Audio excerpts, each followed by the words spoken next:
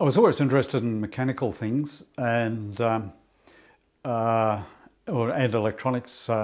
Particularly as a kid, I used to get comic books. I'd get electronic type books and read them. And then when I joined the Navy, it just eventuated from that. Went into the electrical branch. We were all given the basic electrical course at HMAS Cerberus, and then from that, the radio and electronics people sort of stayed together. The ship's electrician people went away by themselves, and then the further division was into the radio, ship's radio course. So I did a ship's radio course, and then went to Albatross and did a aircraft radio course. And so I joined the Navy in July '61, and I probably got out of the classroom, August or somewhere around then in 1963. Once I finished the actual theoretical training, we were put onto squadrons, and we had to become qualified to sign. So you had to become familiar with the aircraft and its installation. The first aircraft was the Wessex. They were brand new, Mark 31As at that stage, and so everything was new.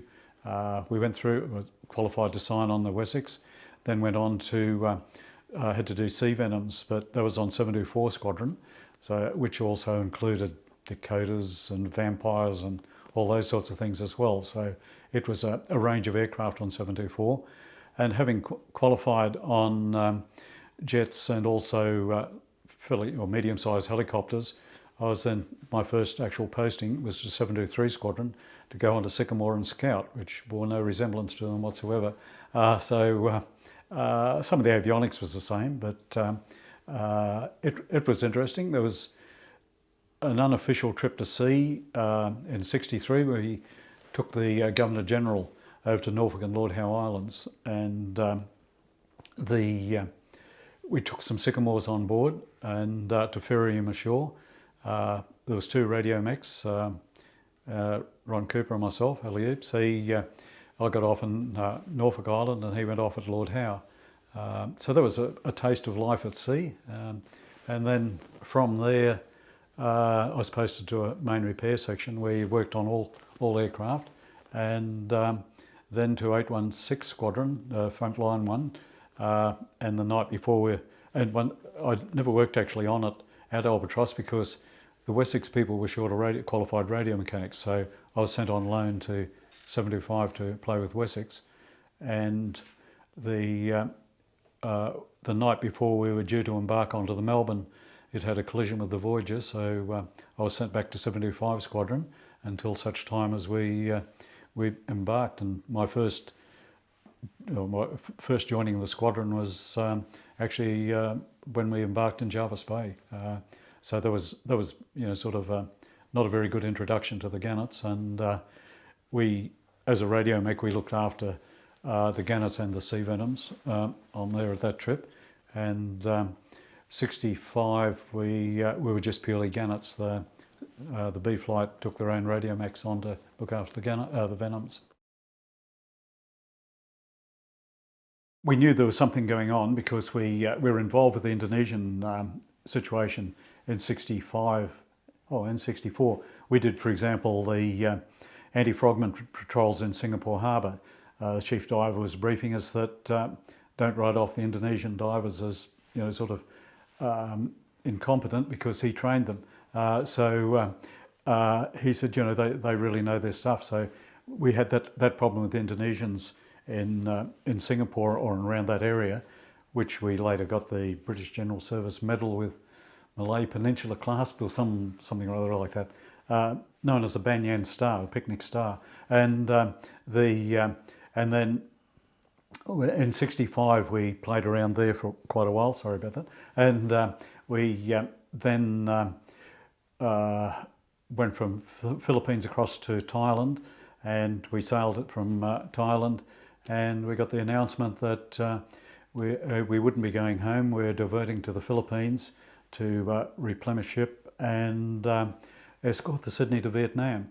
And so we met up with the Sydney south of the Philippines and escorted across to Vietnam. A quick trip in, never saw Vietnam, but it's recorded as war service. for probably sleeping through the whole event. But yeah, so that was the first sort of inkling.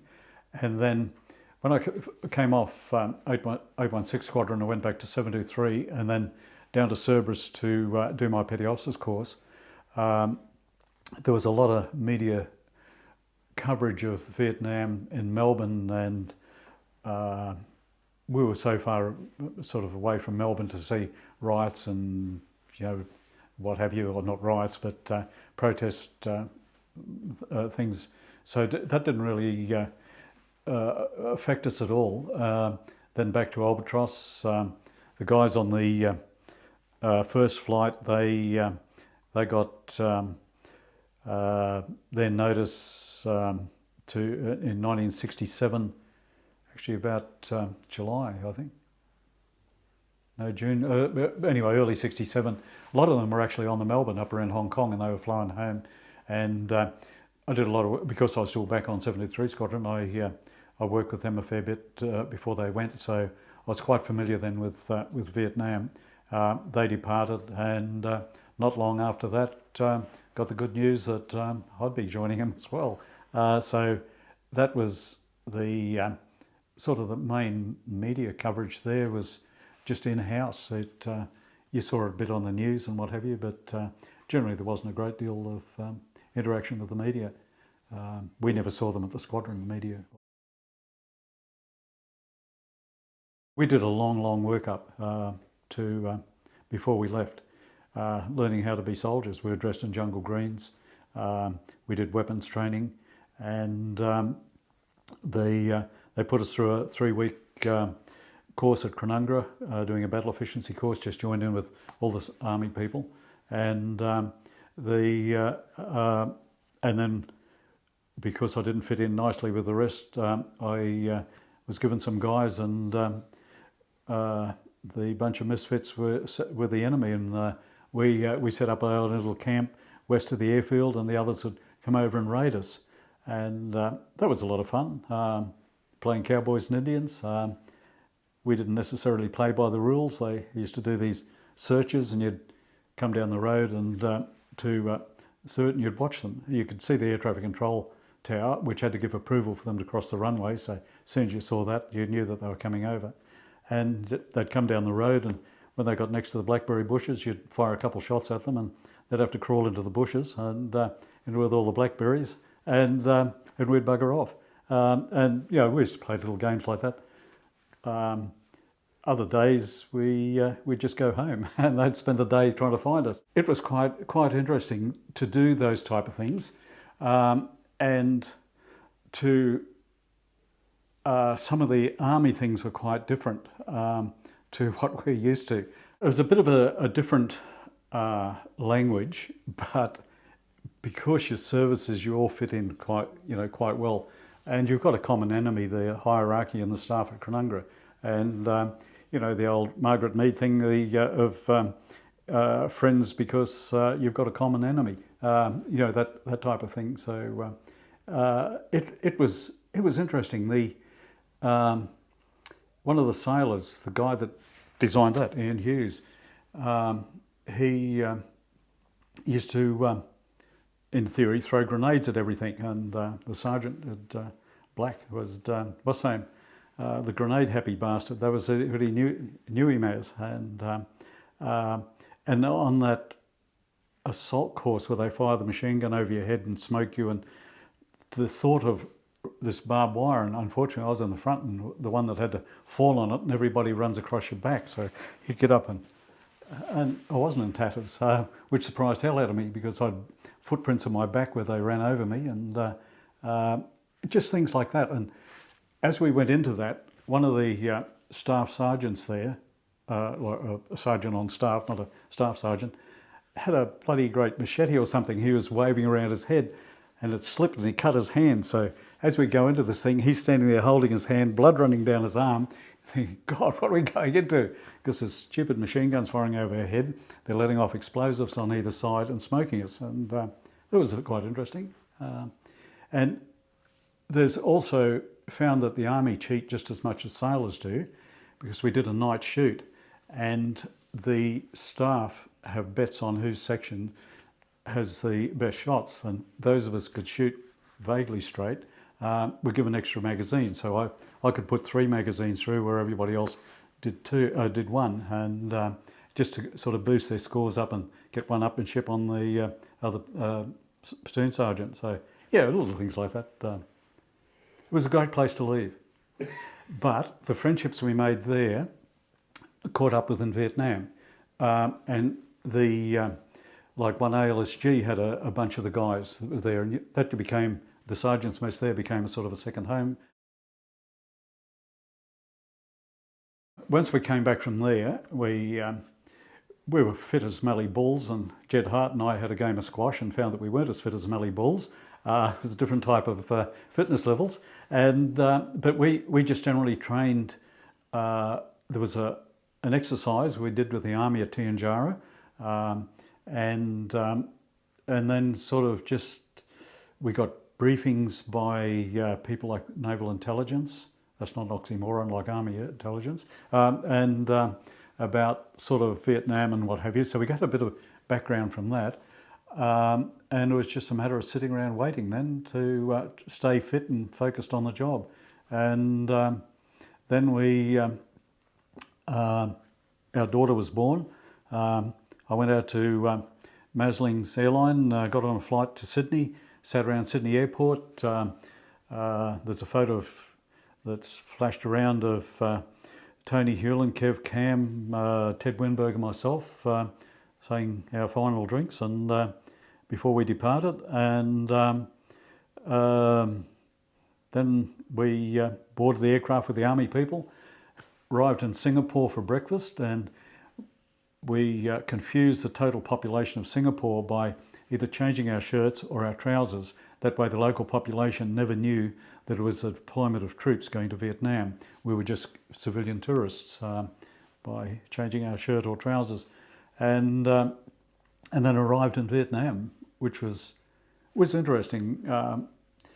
Somebody did a talk on their first day in Vietnam, and I was reflecting on that the other day, and we arrived at Ton Son Nhut in Saigon and stood around in the hot sun waiting for something to happen, and we found a cafe and went in having a drink, and all of a sudden there's one hell of an explosion, and the girls screamed and bloody carried on, Vietnamese girls, and some of the locals started running outside, so why not go with them?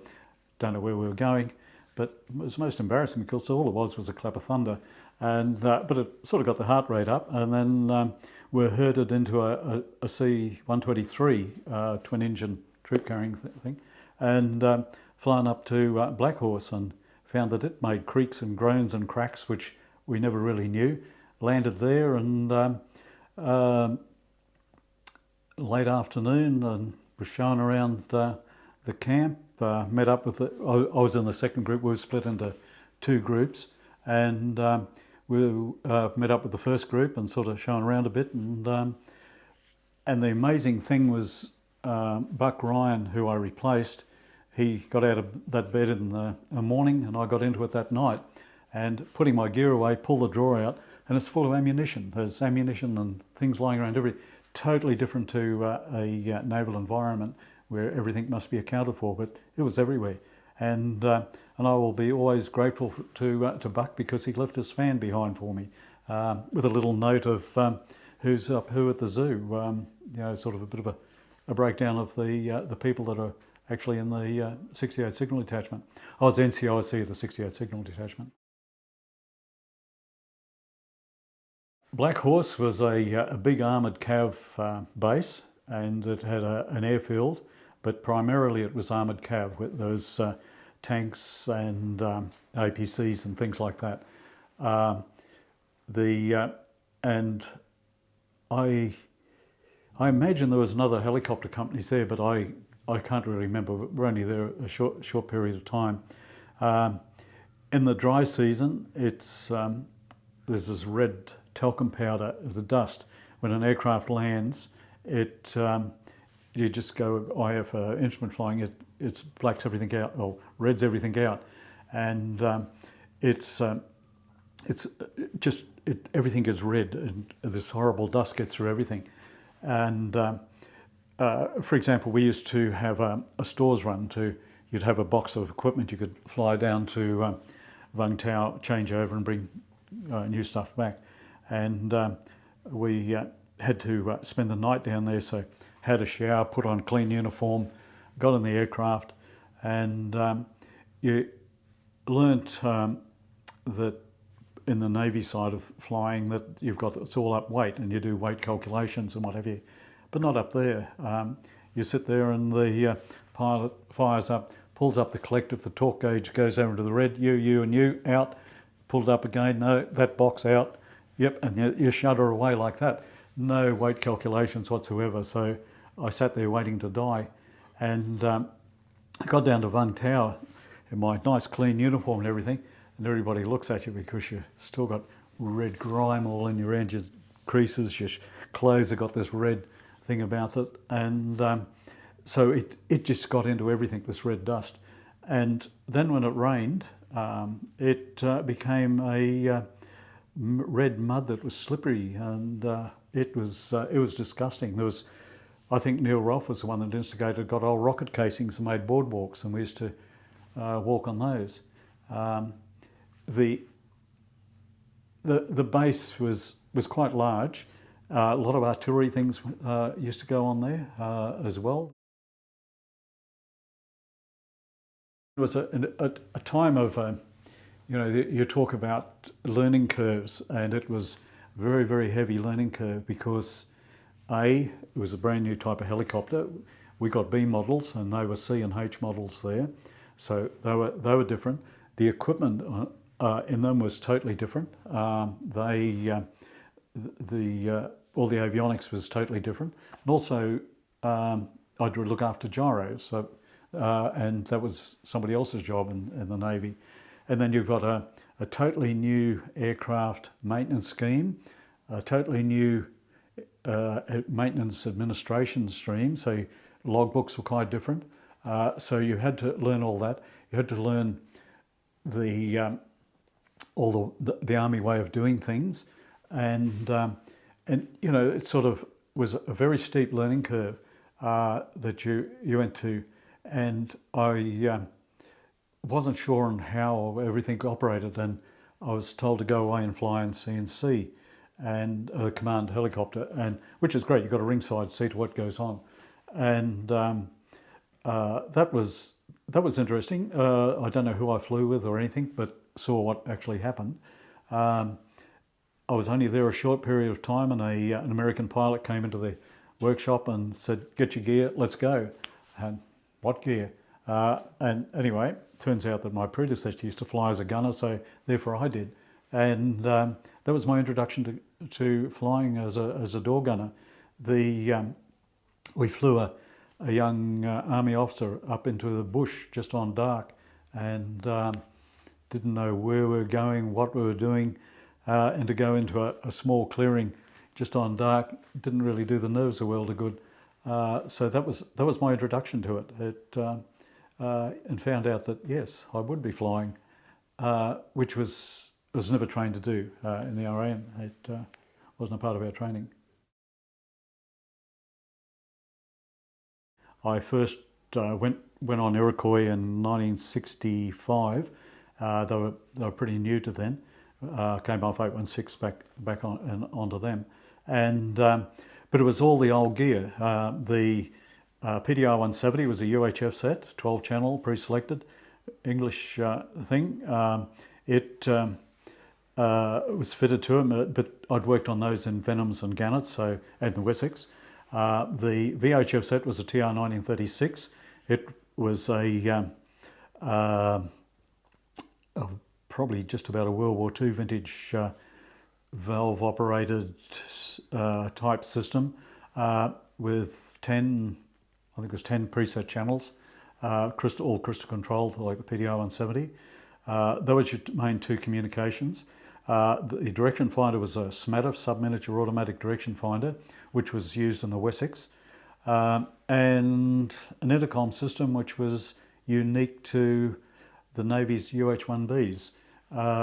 And so it was a matter of sort of getting to learn that. But the radio equipment itself was old hat. I was familiar with that, except the intercom system, and I went there as an acting leading hand. I'd just been made up to a leading hand in '65, so I'd have been 20, and because of shortages of people, I wound up as a supervisory. I was an acting local provisional supervisor or something rather like that, which meant I could sign the end column on the logbook and supervise sailors.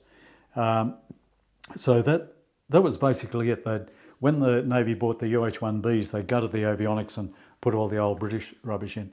I suppose I can justify that in that they didn't have the test equipment and support equipment to look after them, but then that equipment was all bought and carried for the Skyhawks and trackers. So, you know, it was a bit silly. And then that was sort of old antique stuff. And then when we arrived in Vietnam, the UH-1Cs were the gunships. They were, avionics-wise, they were probably the same as the H model. So you had the Arc 51, which is a UHF set. I'd done the theory on that because I did our PO's course, was the first ones to do the Tracker and Skyhawk equipment. And so we did the Arc 51, but the FM set, something or other, 27 maybe, I don't know, I can't remember. It was totally new. The VHF set was totally new. The HF sets were taken out at that stage, the Arc 102s, which I'd familiar with from the Wessex. Gyro systems, never worked on those. Totally new intercom systems. And also, you know, the maintenance side of things was totally different. The direction finder was God knows what. That was totally different as well.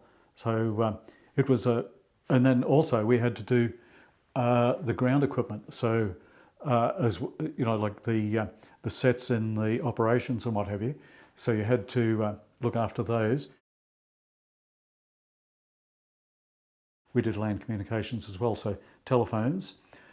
In my basic training at Cerberus as an electrician, I did sound pound telephones, but not a telephone exchange or anything like that. And also climbing poles. They climb poles with climbing spikes.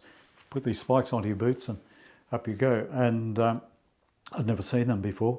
And I think it was Bill Murphy showed me how to do it all. And he said, you know, you have your harness around it, and if you slip, you just throw yourself backwards, and your belt will save you. If you're 20 feet off the ground on a pole and you slip, there is no way in the world you're going to throw yourself backwards. So around the post like that, with splinters all up my guts. So that was a good indication that I'd never climb poles again. But it was one of those things that, you know, it was a part of the job. There was no job task analysis done at all. If it was very poorly done. And training needs analysis wasn't done either. So for the avionics people, it just is mind-boggling. People would have to do their watches, but there seemed to be there was more than one bunker, and I'm very vague about that. And but there was people that were on the perimeter or the berm permanently, and run across them. They were drug addicts, and I'd never run across people affected by drugs before. And I said to the guard officer, "Look at those guys! They're bombed to their brain. The eyes were sort of rolling and what have you." And he said, "Oh, that's all right. You'll get used to it." I thought, Jesus! And these are the people that are keeping an eye on you at night. So that was a bit unnerving. And then when we moved to Bearcat, I never did any of those sorts of things, or I didn't. The guys still did, but I wasn't involved in that. It was a big square box with sandbags all around it, with slots in it. There was a 50 cal machine gun in it, and telephone, and also M60 was there, and as well as personal weapons. And there would probably be, I don't know, 4 or 5 people in there, something like that. And they had watchtowers around the perimeter as well. So if the watchtowers picked up a movement, the telephone would alert and radio would alert the bunker system, and they could stand to and, if necessary, fire the 50 cal through the slot. Once again, it's just a sandbagged box that that they lived in. I'm not sure how the roof was held up or anything like that, but yeah, it was something different. We had buildings to live in rather than tents. There was no red dust, and it was housed a lot of or a fair few companies. The Chinook company. There was the 240th Greyhounds, anyway, another company, and so it was, and also a Thai base, and the Thais had armour there as well as some infantry, but also they had Bell 47 for reconnaissance, and I used to look after the avionics on it. For example, they had a radio mech, but he was fairly poorly trained, so we used to give them a hand to keep their 47s in the air, and Sioux, like the Australian Army had, and it was quite a pleasant sort of base from that point of view. The Americans, when they built a base, put bulldozers through, clear all the trees, whereas the Australian Army left all the rubber around Nui Dat, for example. And it was a cooler from that point of view. The Bearcat was fairly hot. To seal things, they just run tar over the dust. And in the hot weather, it was great because I used to grow a couple of inches with all the tar built up on the bottom of my boots. And then when it rained, it became quite slippery. The Bearcat, I'd start the day at probably about 7 o'clock, which was about an hour later than everybody else, and go to the workshops, make sure everything was running okay, what aircraft required servicing, and all those sorts of things. Equipment was ready. The check with maintenance what was going on. The maintenance officer, mainly the one I dealt with was Jerry Schurenberg. He'd say, we've got test flights on this, and this, so I used to do test flights with him. He was also the technical supply officer, and quite often we'd fly off and pick up bits and pieces. For example, a tail boom stuffed through the guts of the aircraft, just pick up bits and pieces and just general hash and trash type things of that. The test flights could be at night as well, so that was pretty much your day. I also used to, because my section had it was a 68 SIG before it became 135th Avionics.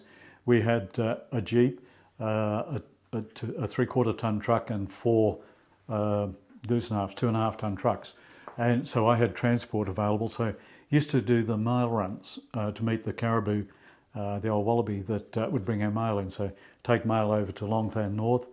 And pick up the mail and take it back. So that was a fairly regular occurrence.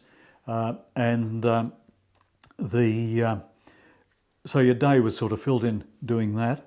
And in the evening, I used to show movies and go to bed for a while and get up in the middle of the night and quite often show movies while checking to make sure that everything was working, and they'd be ready for when the people got up at 4 o'clock the next morning to get ready for their day, and go back to bed and get up at about 6:30 and start the day over again.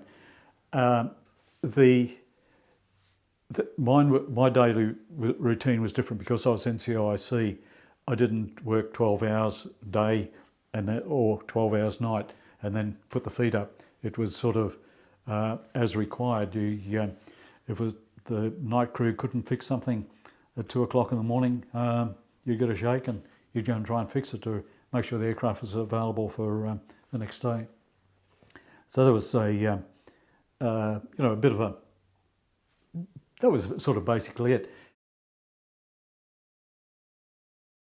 The US Army started off with B models, and they could fit a few people in. They were a bit of a trial. The US Army wanted a troop carrier, and they didn't have enough power to carry too many troops, and so or guns. So they decided that it'd be good to have like a gunship thing. So the C model was allegedly a bit more powerful than the B model, and so they used them as gunships. So they were still very, very weak. They still, for example, the stories of being fully armed, and the gunner and crew chief would have to run alongside the aircraft so it could get some forward momentum up, and then jump in at the last moment to get in the air. But that was sort of the problem. They had bugger all weight lift capabilities, if more than their anything more than their normal capability. So then of course the H model was a more powerful beast, and that's what we used to use for troop insertions, where you could put God only knows how many Vietnamese in there, but and a prescribed amount of Americans. How the 135th formed, originally it kicked off as a Caribou Squadron in the States, and I don't think it was employed in Vietnam as a Caribou Squadron, but the actual 135th, when it converted to Hueys, was formed in the States, and they did some initial training. Then they shipped out to Vung Tau, and while they were forming up there, they drew people from other assault helicopter companies to give the manpower behind it. Then the Australians arrived and was integrated into it. So you had a US Army Major as the CO, the Australian, who was Neil Ralph, as a Lieutenant Commander. He was a 2IC, and he became the XO, the company XO. And then there's the senior pilot, Pat Vickers. He became Platoon Commander, and so it went on. So the company integrated the Australians into their structure. For example, my predecessor, Buck Ryan, he became NCIC, the signal detachment. So the signal officer was an American, the senior NCO was an Australian, along with one other Australian, and the rest of the group were US Army personnel. And each section went like that. And quite often, it evolved into an area where the section leaders, like prop and rotor, engine bay, etc., they all were run by Australians. The average American, and I'll pick on the avionics people, the signal detachment people, they were trained in, for example, the radio avionics people was trained on how to repair an Arc 51. Absolutely brilliant, great at it, but get them on the HF set or out fault finding on the aircraft, they didn't have that background. Whereas, and they'd only probably 2 years, if they're lucky, experience, whereas we had the sailors probably 6 years. So, that was just the sailors. So the other POs were much older than I was, so they were in their sort of getting towards their 20 years in the service, whereas I'd only been in a bit over 6. So there's about a 10-year gap between them and me. So that was one of the differences. But the Australians wound up running most of the sections, and that caused a bit of animosity at some stages. But generally, it didn't happen in the avionics section. We're still good mates. We correspond quite regularly with each other, so once the company was formed at Vung Tau and the pecking orders were all sorted out, what have you, they started doing some operations from Vung Tau, and then they moved up to Blackhorse from there, and then migrated to Bearcat, from Bearcat down to Dong Tam, and the that was in 70, 71, and the company then started doing work into Cambodia, which the Australians weren't involved with. So the Australians were pulled out of the company and they moved up to another place in Vietnam, close to the Cambodian border. And then it dissolved and we were no longer.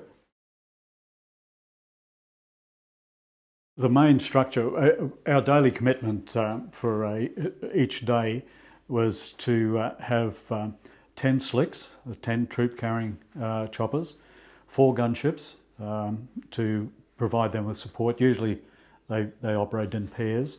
A CNC, now the CNC aircraft was a H model, and it had a big communication console bolted into the back of the aircraft. So you could always pick it because it had whip aerials coming off the skids. And it was usually flown by the either the CO or the XO, and with advisors. We'd pick up advisors, either American or ARBN, South Vietnamese advisors, and they would talk to the ground troops. And basically it'd be a gunner and a crew chief, and it was great because you'd sit up nice and high. You could watch it, had a ringside seat. It was a great way to spend the day rather than being on the ground. So it was a control thing. We also would have a spare ship in case one of them went unserviceable. There was one to take over, and you'd have either maintenance ship, of course, that was always available, and you'd have a couple doing hash and trash where they would do take in supplies to fire support bases, pick up bits and pieces, do mail runs, all the sort of hash and trash type tasks. And that was quite variable, single ship missions, and you'd go into these little fire support bases and things like that. It was different to doing combat assaults. So it was more like a mail run, which could turn nasty, but generally it was not too bad. To work with the Americans in the unit was quite okay. I never personally had any dramas with it. We got along, quite well. There was never any major upsets. As you'll have with any group, there will be arguments and carry on, but you do that in your own company. We worked, in my belief, but we worked quite well together. There was never any major dramas. As a company, we probably had a higher flying rate and maintenance availability than a lot of the other companies. So from that point of view, we were quite an efficient sort of group. To get down to sort of to my level in an avionics section, we work fine. Only one other Australian in the unit besides me. And we got along really well, and as I said earlier, we're still friends. You made some great mates. A bloke outside of the company was a guy called Ray Huberger. He was a veterinarian. He was with the 50th Medical Company, and we wound up sort of hanging around a fair bit together, and used to go and do civil aid type things, support to villages. And if you go over to Oregon and have a look at the little town SCIO, SCIO. There's a memorial wall there, and a mutual friend put 2 bricks there with Captain Raymond Huberger, US Army, Vietnam, 69, and Petty Officer John Macartney, Vietnam, 68, 69. And the way she said, we'll always be together, and the bricks were sitting there. So, there's that type of relationship that's built. And if we go over to the States, it's sort of like a family reunion. It's you get along quite well. You stay with them, and same as when they come out here. The working with the other companies that was generally quite good, except the Greyhounds, the company next door to us. They hated our guts. We used to have a lot of dramas with them. And that basically stemmed from the advance party that went from Blackhorse over to Bearcat. And a guy called Noel Shipp. He climbed up the top of their radio tower, and they had a big greyhound up there, and he stenciled red rats on it, red kangaroos on it, and to add insult to injury, he put grease on the pegs as he came back down, and they never ever forgave us for that. And we used to have all sorts of dramas, and they, simple things like they'd go past my workshop and leave rubbish on the ground, and said, "Would you, show a bit of common decency and not do it?" So they emptied up, putting garbage bins emptied over around the ground and things like that. And through Ray Huberger, I knew this major in the artillery, and he had all this concertina wire, so I put that around the workshop so they couldn't take a shortcut through. In the night they'd get the vehicle and tow it away, and next day. And anyway, that sort of went on until I cracked the shits and saw the CO about it. And and there's little things like the Australian Army sent some SIGs over to our place, and we had this equipment in the workshop operating, doing whatever, and the Army blokes used to go out and fly as gunners, and I'd look after the gear. And one of them came back one night, and he was having a shower in the 240th shower block, and their top sergeant caught him and told him he was using their water. And he told him to go and get a life, and if he ever comes to Nui Dad, he can have as much water as he likes. Now piss off and let me finish the shower. But it wasn't quite that polite. And anyway, I got summons to appear before their CO the next morning, and told to control my men, and little things like that. It used to be aggros. There was needles all the time. And just before we left, they got a new CO, and he tried to improve the relationship, and he actually put on farewell drinks for us and our sister company, the 335th Cowboys, and the officers and senior NCOs went down, and we had drinks and a bit of a social get-together. The first flight, which I spoke about before, that really sticks in my mind. And also, I was never really trained to do it, and I wasn't feeding the belt in properly, and during a moment where we had to use it, and the gun jammed, and everybody yells at you when that happens. We're doing an insertion, and I had to return fire, and you got two grips on the thing, and I was just holding it like that, and the slipstream takes the belt out like that. Usually you have a C ration tin on the feed, which I didn't have. The slipstream caught that, and where it feeds into the gun, it jammed, and and you got the fluster of people yelling at you. You've got the drama of actually being where you are, and having to open the gun, clear the jam, drop the down, and then commence, and then hand feed the belt in. That is probably one of the things that really sort of stands out, that in the mind, that once you overcome those initial sort of things, it's just the apprehension of flying in it. Getting there was probably the worst. An American I flew with, Jerry Schoenberg, a fair bit. I used to hate flying with him because as we took off, I'd light 2 cigarettes, pass him one, and then he'd light 2 and pass one back, and at the end of the day, it wind up with bloody horrible yellow fingers, and I hated that. Once you're there, it's sort of, you're too busy doing things. It's that flight until you get there. It's quite apprehensive. Making sure everything is there in place, and also trying to hide behind the little pipe that holds the gun up to get behind there, because you're fairly exposed as a door gunner, and you've got to try and keep your eyes on what's happening in that range of vision, and if anything untoward's happening, let the pilots know that things are going a bit pear-shaped. A lot of the guys wore monkey straps, which was a to prevent them falling out. There was a harness that was clipped to the door, but you've got a hand on the gun, and also you've got a seatbelt if you so desire, to hold you in place. So I never really thought a great deal about it. The seatbelt restricts you a lot. There was a stage that we went through where as we came into a base and went over the perimeter, we had to drop the barrels out of the M60. As we took off and went out past the perimeter, you put your barrel back in, then load your weapon.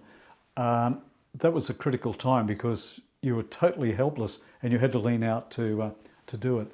And to change barrels and things like that, you had to be free to be able to move around a fair bit. And that's where the monkey strap comes in. And the guy that was signal officer when I left, Jim Schuderman, he recalls that his crew chief, when he was flying slicks, his crew chief, who was a Negro, his gun stopped firing, and Jim looked around, and he said all he saw was this head come up that wasn't the normal colour, and eyes about that round. He'd actually fallen out and dangled out on the monkey strap, and it frightened the Christ out of him. So he was fortunate that he had the monkey strap on. It did work. I was proficient at using an M60, but I'd never fired one out of an aircraft. And also, you didn't have the normal shoulder thing, the butt part. That was modified, so you got like two handles on it and with triggers on it. And so it was sort of thinking about that. And then once you're airborne, to actually load it with the slipstream and everything, to be able to lean out and do it without falling out the aircraft. So there's all those sort of apprehensions, and also just the big unknown. You don't know where you're going, what you're going to do, and all those sorts of things. So there's a lot of fogging in the brain about where you're going to go, and also just being frightened. If you're not frightened, I think you're strange. But it was certainly an experience that stuck in the mind. Anyway, there were guys like the POs. They were TIs, technical inspectors. They were the ones that inspected the aircraft to make sure that they were serviceable, everything worked okay, and there was no major dramas. Now, the aircraft had to do routine servicing, so if it battle damage, for example, through a main rotor blade, so that would have to have the head lifted off and new blades fitted. So there was a group that would do just purely rotors, prop and rotor workshop, and that's all they looked after. Another group would be the engine bay, engine people, and they'd prep the engine ready to go in, pull the other one out, all those type of things, as well as just doing the general hash and trash, lift the floors up.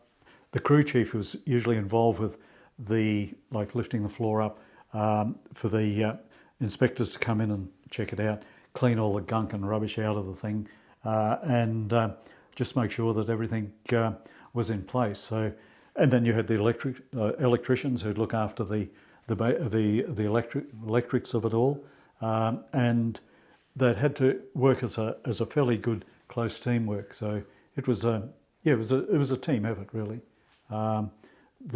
Just doing ground runs and things like that. The most sort of hardest task, memorable type thing was probably after we moved from Blackhorse to Bearcat to get the avionics section back up and running, where we were operating out of like containers, and we were trying to keep operational, but didn't really have any facilities to work from, and we had to steal, beg, borrow lumber to try and make a building, and eventually we were given a building, so we transferred to there and then setting that up as our workshop. The unfortunate part about that was that it was away from the main maintenance area, but that became our sort of home, where we had a lot more room, and where you could repair things, and also a section for the communications guys, like the ground communications people. That was probably the most memorable task that sort of we had. The rest of it was sort of just hash and trash type, survive the day. I think it's poor organisation initially to look at what the needs are to keep operational. Spare parts were always a problem, and aircraft that were damaged beyond repair were put in the boneyard, and we used to go and raid parts out of these damaged aircraft to keep them going. You scrounged for bits and pieces all the time. You did some horse trading. Surprising what you can get for a case of VB or Foster's and a pair of boots. It's sort of horse trading to try and get bits and pieces. WD-40, for example, or CRC, couldn't get it through the system, so scrounged it off the Australians. And a lot of trading and things like that. So in lots of cases, I don't think the equipment that was needed was put in the right places, and there was an oversupply here or there, and things sort of fell into place. I got a message from operations one day that Six, the company CEO, Major Rates, wanted to see me as soon as he landed. I'm to be there waiting for him. And the immediate reaction is, what the hell have I done wrong this time? And you're thinking, trying to find excuses for all the perceived errors of my ways. And as the aircraft came in, I thought, it looks odd. There was something sticking out the guts of it. Landed, went over, and Rates said, I was down at such and such, and at this airfield, and there's this collapsible telescopic antenna mast or radio mast lying beside the runway. And so looked at it and thought, Mac would like that. So he stole it and brought it back for me, and we set that up for outside operations. So things, acquiring things like that. Our aerials line of sight on top of a building isn't great. And so by putting aerials up on a mast, gave us greater range of for communications, and so we would never have been able to look in the book and say, I'll have one of those. And so parts and equipment and things like that were good. Getting steaks and things like that used to get it off the Australian Army quite regularly. When we first arrived at Blackhorse, we just about lived on ham steaks, which I loved at first. And a young soldier came in and asked me for some M79 rounds. Why you'd go to an avionics workshop for M79 rounds, I still don't know. But anyway, I got the things for him, and as an afterthought said, where are you from? And he said, F Troop. Well, F Troop was my favourite TV show at that stage, and I thought he was taking the piss. And anyway, turns out he was. He was a cavalry unit, and away he went and didn't really think much about it. And not long after that, he turned up again, and he said, as a thank you for the M79 rounds, I'd like to invite you over to a barbecue, or cookout as they like to call it. I said, what, bloody ham steaks? He said, no, this is meat, real beef. I said, oh, yeah, great. And he said, we were out in an area where they'd been shot up once before, and there was movement in the bush. They challenged it, no response. So the guy in the 50 cal opened up on it and killed a water buffalo. And one of the guys back in the world was a butcher, so they butchered it, and we had barbecued buffalo. It was bloody nice. So, things like that fall into place. Noel joined the Navy as a seaman. He trained as an underwater controller, where they operated sonar equipment on ships. And there was and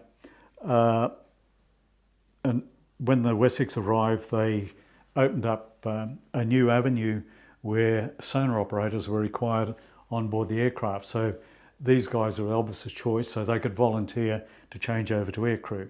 And so they did their training and became air crewmen to operate the sonar equipment. And Noel was put over onto our squadron as an air crewman, and he became a door gunner, and like Terry Brooks in the first group, that was his job. He flew as a door gunner. If he wasn't doing that, he also did just general work around the place, building paths and a bit of concreting and all sorts of hash and trash type stuff like that. So, but his basic role was a door gunner on gunships, and on that particular day, he was a part of a group of 4 blokes on a gunship, and they shot down, and he was killed, unfortunately, and all 4 died. And that was one of the tragedies of that. When you lost a ship, you usually lost all 4 people. So there was that was his job as an air crewman. So he was what we'll call a professional aviator, whereas people like me were just hash and trash part-timers that flew on rare occasions. Another young bloke, a naval airman handler, who was, we'll call it a labourer type thing. He, as the duties as required, was flying as a door gunner in June '69, and he got shot in the head, and he was medevaced out, and he never ever recovered. He was discharged from the Navy as a paraplegic, or no, probably a quadriplegic that could still use his hand. Through Ray Huberger and the 50th Medical Company, I used to go to a village near Bearcat, and that was run by a priest called Father Vu. He was North Vietnamese, and when the French were kicked out in 1954, something like that, him and a bunch of his followers moved south, and they set up a village just near Bearcat, and it was an interesting village. The locals didn't like him because he was northern and they were southern, so they didn't fit into the community terribly well. And their village had a spiky bamboo perimeter around it, and we used to go down there and do, the doctors would do the medical side. Dentist, he'd look after their teeth. They had a big Catholic church, and we were showing through there, and the guy that looked after the church noticed Den had a cross and also a golden Buddha hanging around his neck, and went right off his brain. You can't have Buddha and Christ around your neck at the same time. He wasn't happy with that. One of the Thais that Den had treated gave him this gold Buddha, and I used to look after their electrics and things like that. So, and they were a great bunch of people, and that's sort of my closest reaction or interaction with the Vietnamese people. It was also met some strange people, like the Area Special Forces commander, who I think was probably the closest I've ever met to a psychopath. He was different, so there was a range of people that you sort of knew outside your or met outside your normal people. We also used to go down to through the a Baptist minister. I can't remember his name. We used to go down to an orphanage down near Saigon and just interact with the kids. And then Easter 1969, a lady that I knew, special services or something or other, they were there to provide services like letter writing, home comforts, little games and what have you. We got all these eggs and painted up eggs, and got these kids up from the orphanage and did a Easter egg hunt, and these people with they had a tracked vehicle with twin Bafers on it. They used to run around the place. They had a big dragon paint on the side of it. And they used to run around, with the kids on board, and they had a great day. There was and we met the local Buddhist monks that ran it and what have you, and that was that, and the villages probably about it. We had Vietnamese maids that used to do our washing. We were given an allowance to pay them to wash our clothes and what have you, but and hooch maids, and that was probably about it. I never really had much to do with them apart from that. Not long after I left, two of my guys were down driving past there, and they took fire from within the orphanage, and which I think was absolutely wrong. And sitting in my lounge room watching the news in Nara after I came back, here's this monk on there saying what horrible people we were, flying helicopters over and shooting up his people, which was total and absolute bloody rubbish. But the media latched onto it, and we sort of fitted the bill of baby killers firing into an orphanage, which in my time never happened. But that's the way the media twisted it. So the good deeds of doing Easter weren't necessarily rewarded. One of these people you think, oh, geez, they're a lovely person. No, she was like that, and she came and done our shows. But one of the things that really sort of strikes me or remembers of her was with her first flight. She went down to Dong Tam in probably 1971, and she was doing a show down there, and an alert went off and stuff fell out of the sky, and Fred Dunaway, Major Dunaway, he was the last CO. Him and Jim Buchanan, who was the senior pilot on the fourth flight, they got a beer and sort of didn't go into the bunkers, and Lorrae came over and got a beer and joined them and sat down and drank in the middle of the field, more or less, and until the all clear was given, and then went back on with the show. And that was the type of person she was.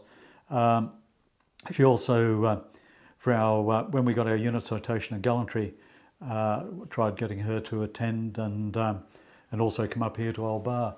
But she was fairly frail at that stage, but she wrote this lovely letter to us congratulating us, and we'll always be her boys. So, sort of great attachment to her.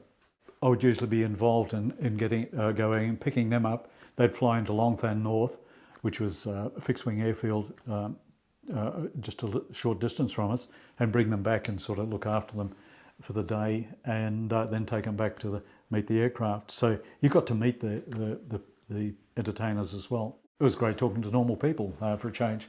And they also showed a lot of interest in just looking around the area, not just go there and do the show. It was interaction with having a look around what a larger US Army base looked like. That was quite good.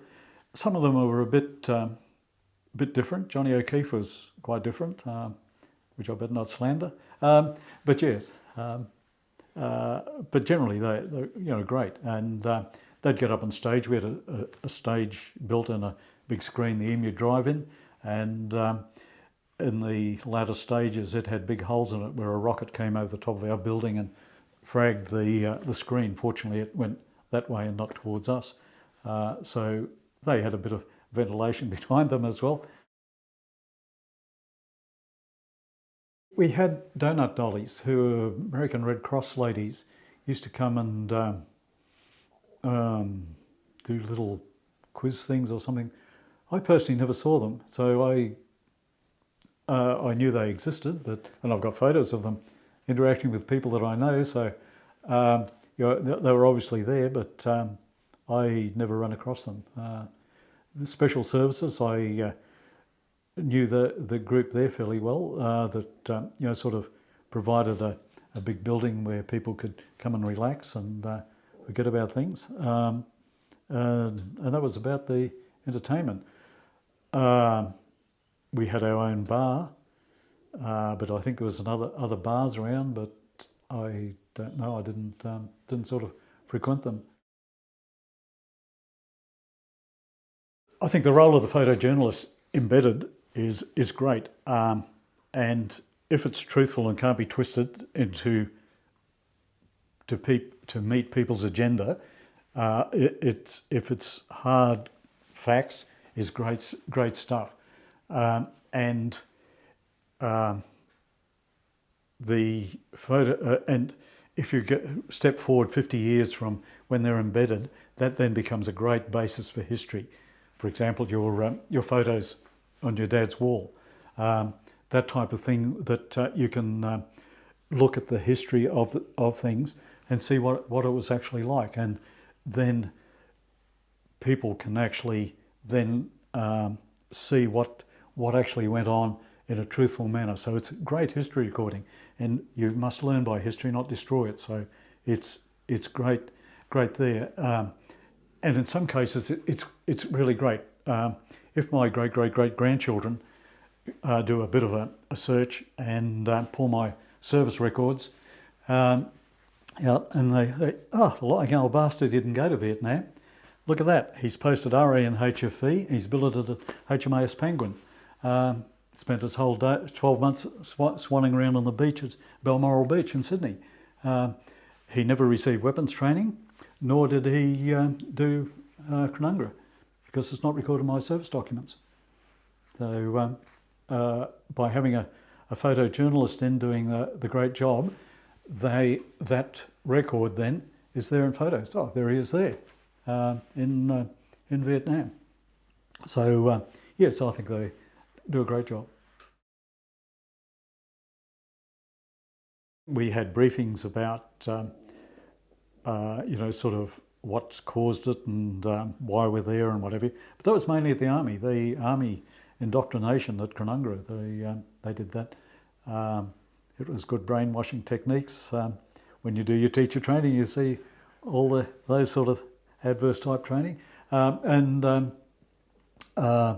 then so we sort of knew basically what was going on. But then when we came back, you had a lot of the media coverage of capital cities like Sydney and Melbourne, where things were pretty pear-shaped, and the fourth group, they were told not to wear the uniforms.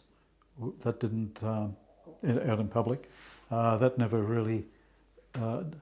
I was never exposed to that. So, once again, I live sort of in my own little world type thing, and so I wasn't exposed to any of the throwing of rubbish and garbage all over me and things like that. That didn't happen to me personally, but it's reported that it did with the moratorium and Jim Cairns and Jenny Morosi going around stirring up the university campuses. And some of that goes on, like Monash University used to send aid up to the North Vietnamese, and the Australian troops were doing a sweep through the Long Highs, and they found a hospital with donated by Monash University in an underground hospital that they were found. And that animosity towards Monash University sort of hung around for a long time, to the extent where I was working with DVA and Men's Health, and a young lady had come into it, and had to warn her just to be a bit careful about talking to the troops, that she was a graduate from Monash University, where it may come back to bite her on the bum. I think the biggest lesson I learnt in Vietnam, and experience-wise, was the ability to fault find. That was a massive fault finding was a part of the job, and that gave me a good grounding in that, and which continued on with life thereafter. And that was probably the biggest thing, and also interpersonal relationships, where you learn to talk to people that from different walks of life and different countries. And, we talk about sort of the involvement of Indigenous people in the services. The only one that I really had close contact with was a big ugly Cherokee Indian. It used to sleep about 2 metres away from me, called George Didlot. Phenomenal guy. George was just a great bloke, and talking to him, he was a TI, a technical inspector. We had sort of across the range of nationalities. John Garcia, one of my guys, he was Mexican. I still never forgiven him for trying to burn my mouth out with some of his bloody food, but he, just meeting different people like that. There was Puerto Ricans there and also Negroes, Afro-Americans, I think they call them now. So never really had anything to do with them prior to going to Vietnam. So it was, it's quite different sort of social structures in America. The Southern boys are quite different to the people from up around Oregon, for example. Jerry Schoenberg's father was a Ku Klux Klansman, which I found fascinating. And I said before, that bloody Special Forces major, he was certainly different. So you meet a whole sort of broad spectrum of people. So the interpersonal relationship, I think, is one of the things that really that you learn and hang on to. Having worked with Americans was handy when I worked at a Royal Valley space tracking station, because it was I virtually worked for the Smithsonian.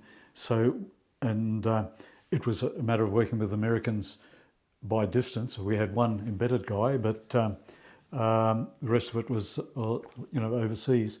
And then teaching to look at the diversity of students, because you don't have just as you know, a fixed student. They can come from various backgrounds, and to be able to talk to them, work with their problems and what have you.